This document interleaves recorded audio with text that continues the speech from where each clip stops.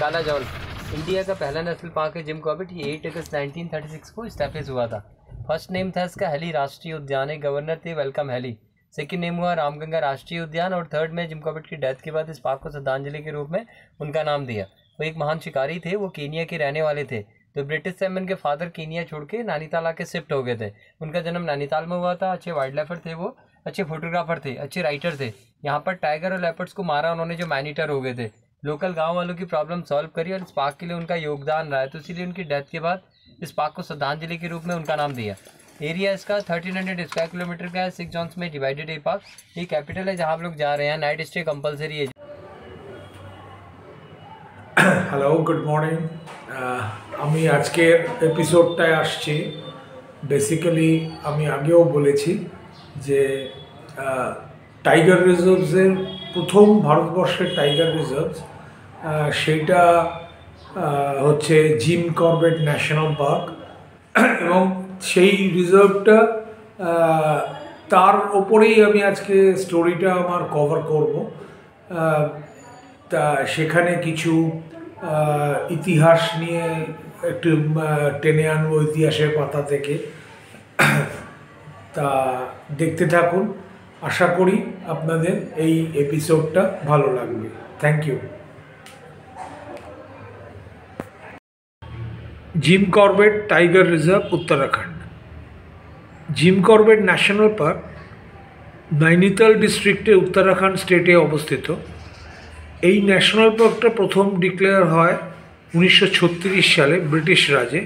তখন নাম হয় Hailey National Park after William Malcolm Hailey, governor of United প্রভিন্সের নামে এই ন্যাশনাল পার্কটা হয়। এরপরে 1956 সালে ভারতবর্ষের স্বাধীনতার পরে কর্বেট ন্যাশনাল পার্ক হিসেবে ওনার নামে এই ন্যাশনাল পার্কটা উৎসর্গ করা হয়, যার এইখানে প্রচণ্ড অবদান আছে।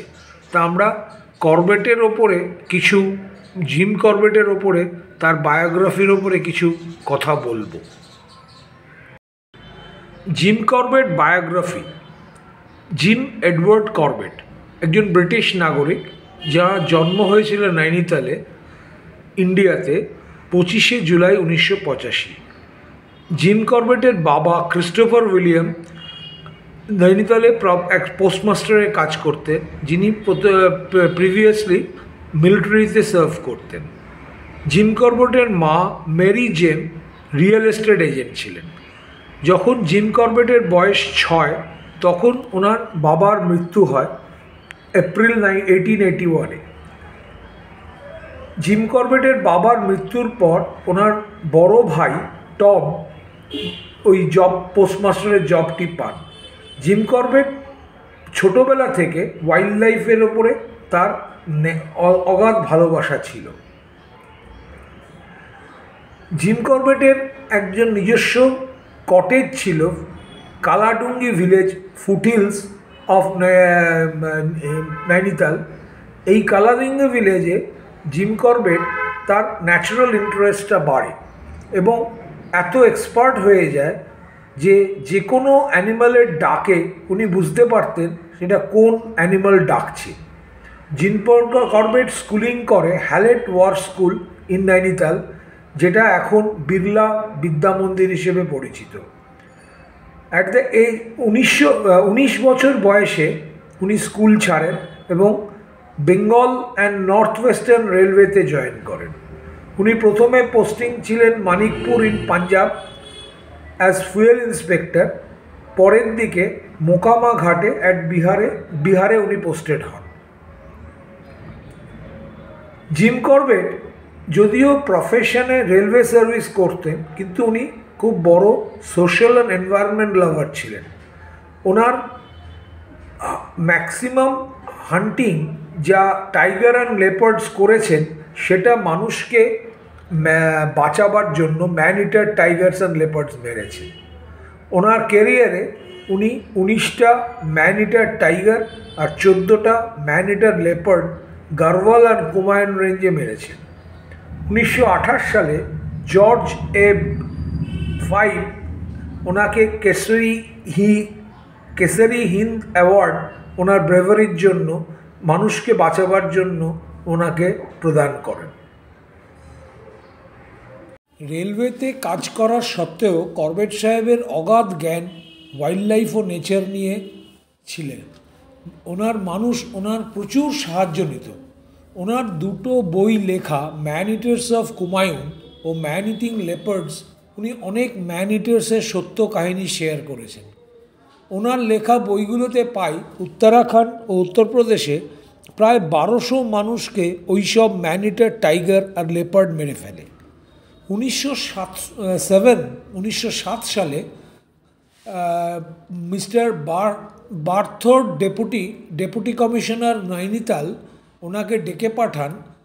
চম্পাওয়াত এলাকায় একটি বাঘ প্রচুর মানুষকে মেরে ফেলেছে, ওই বাঘটিকে মারতে হবে, কারণ ওনার জানাশোনা সব শিকারই ফেল করেছে। এবং করবেট সাহেব রাজি হন, কিন্তু বলেন উনি কোনো অ্যাওয়ার্ড নেবেন না, কারণ মানুষ যেন তাকে মার্সেনারি শিকারী না ভাবেন। উনি আসার পর খবর নেন বাঘটি সম্বন্ধে।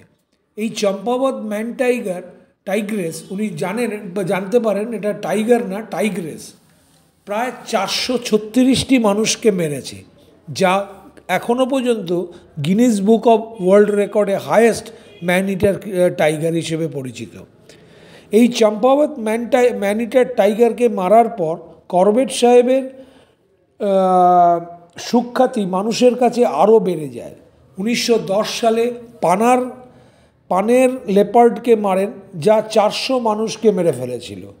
1926 সালে রুদ্রপ্রয়াগে একটি ম্যান ইটিং লেপার্ডকে মারেন, যার ফলে কেদারবদ্রী তীর্থযাত্রীদের খুব সুবিধে হয়, কারণ এই লেপার্ডের ভয়ে তীর্থযাত্রা প্রায় বন্ধ হয়ে গেছিল।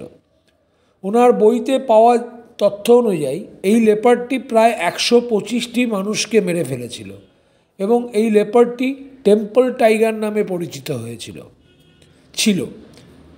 এরম আরও কিছু বিখ্যাত ম্যান ইটার্স, তালা দেশ, মোহন ম্যান ইটার, থাগ ম্যান ইটার, মুক্তেশ্বর ম্যান ইটার, চৌগড় টাইগ্রেসকে মেরে সাধারণ মানুষের কাছে উনি অনেক পরিচিত হয়েছিলেন। করবেট সাহেব শিকারী হলেও নেচার লাভার ছিলেন। উনি হয়তো মানুষকে বাঁচাতে টাইগার ও লেপার্ড শিকার করেছিলেন, কিন্তু তাদের প্রতি ভালোবাসা অগাধ ছিল।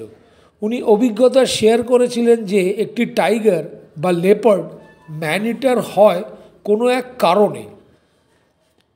ওনার বইতে উনি ঠাগ ম্যান ইটার সম্বন্ধে লেখেন যে মারার পর দেখা যায় বাঘটি আগে থেকে কোনো শিকারির বুলেটে আঘাত ছিল, যেটা একটি বিশাল ঘাতে পরিণত হয়েছিল।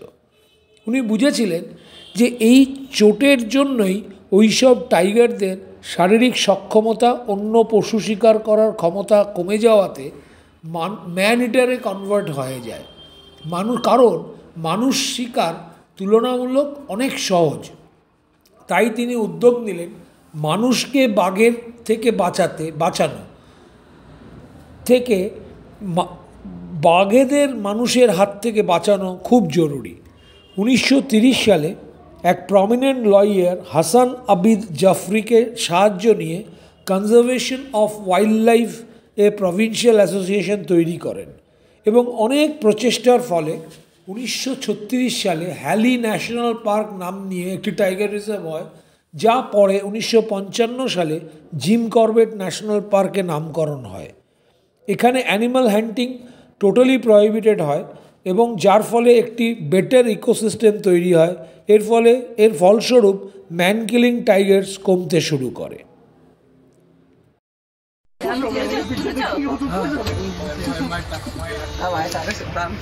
একটা বাঘ পেয়েছি দেখতে, বসে আছে ওইদিকে মুখ ঘুরিয়ে। যাই হোক, বাঘের দর্শন তো হলো। এক মিনিট রুকিয়ে।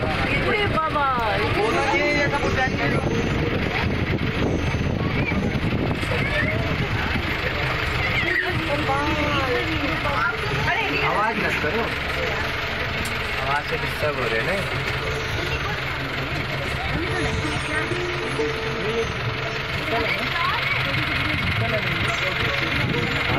शेर कर दिया था, भाग गया था। हाँ टीचर सब बच्चों में बिठा दो, सब आराम से आराम से। आया मजा। আমরা ক্রস করছি, এটা একটা হান্টিং প্লেস অফ দ্য টাইগার্স, যেখানে বাঘেরা শিকার করে রাত্রিবেলা। এই যে বড় বড় গ্রাসল্যান্ডস রয়েছে, এই গ্রাসল্যান্ডসের ভেতরে